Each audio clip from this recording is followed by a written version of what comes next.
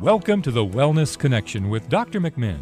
Dr. McMinn is Birmingham's wellness doctor, practicing cutting-edge, world-class wellness medicine at McMinn Clinic in Homewood, Alabama. Each week, Dr. McMinn interviews experts in the field of integrative wellness medicine. The Wellness Connection brings you the information you need to optimize your health in mind, body, and spirit. And now, here's Dr. McMinn. And welcome back to the Wellness Connection with Dr. McMinn and Misty. And today we're talking about andropause, which is male menopause, and testosterone replacement therapy. So, Misty, what else you got?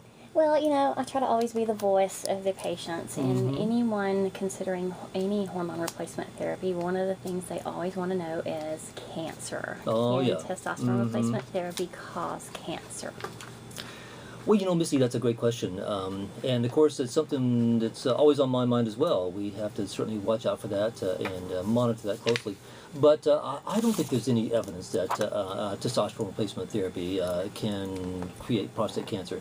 In fact, there was a study from the Mayo Clinic Proceedings which states that, and I'm going to make a quote here, quote, "There is no clinical evidence that the risk of either prostate cancer or benign prostatic hypertrophy increases with testosterone replacement therapy," end quote. And that's from the Mayo Clinic. So, if it came from the Mayo Clinic, yes, you know it's true. Yes, and I think there are other sources which Yeah. show the same thing.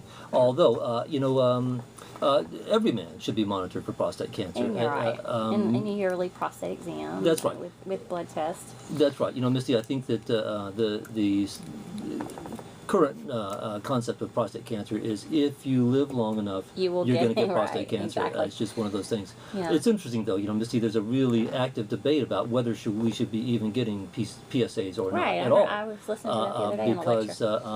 Because they're saying a lot of times we get these PSAs and then guys go get their prostatectomies and they get these biopsies and in When fact... it just might be a prostatitis or, Right, or something going on. or that they would never have a problem, even if it's a cancer. It's a slow-growing cancer that would never become an issue for Right. them. So I think the epidemiologists are saying that maybe we shouldn't even be doing it at all. But I think the standard of care here currently is to get the PSA. Well, how does a guy know if he's low in testosterone? I mean, besides the sexual things, we all know the sexual things play into this, but besides the sexual side effects. Well, you know, the things we mentioned earlier, that grumpy old man syndrome, frail old man syndrome, all that kind of stuff we talked about. Fat around the middle? Yeah, the fat around the middle, exactly. Well, and metabolic syndrome and diabetes, all those things are hints.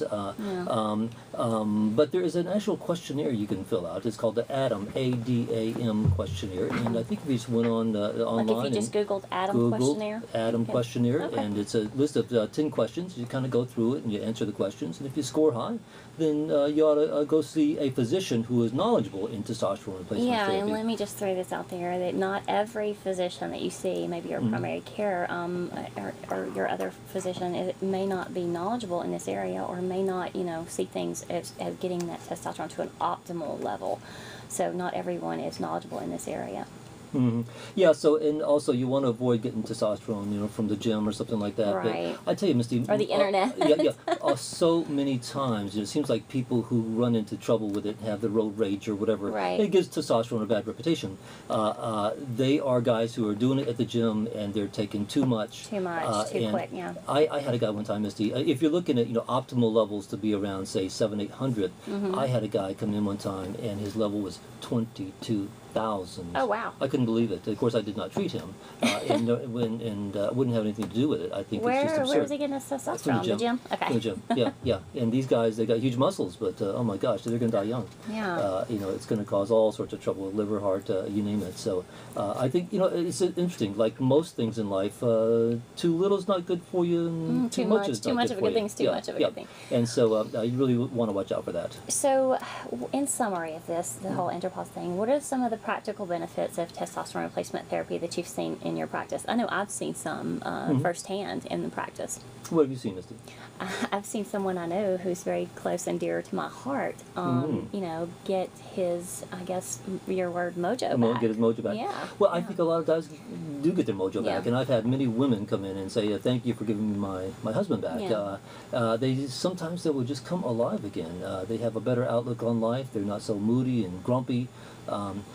It has that sort of natural antidepressant property, and once again improves the cognitive function. The fatigue is better, and we talked about the libido and ED issues are better, and it supports healthy skin, bones, all that kind of stuff. So it's a little bit good. It's good for a little bit of everything. It sounds like Yeah. it, doesn't it? Yeah. And I'm not trying to paint the picture that this is a wonder drug right? at all, but I think just like we monitor somebody's heart health, we monitor, we do colonoscopy, we ought to monitor their hormone health. Hormones Yeah. are powerful, and when you monitor something and it's low, then just like we correct a low potassium, we need to correct a low testosterone. Right.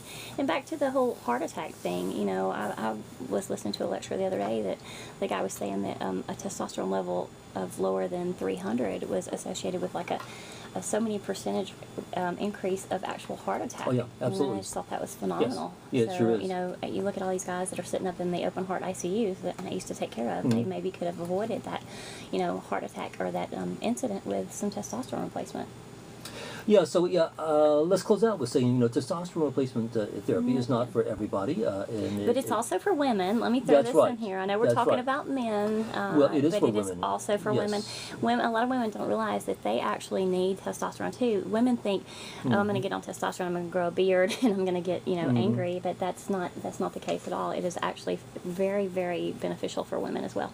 Well, there's a wonderful book, if y'all want to look into it. It's called The Savvy Woman's Guide to Testosterone by Dr. Elizabeth Vliet, Vliet, a fabulous book, great and book. she kind of talks about it, and I think that would be a good primer for somebody who's interested in And it. I But think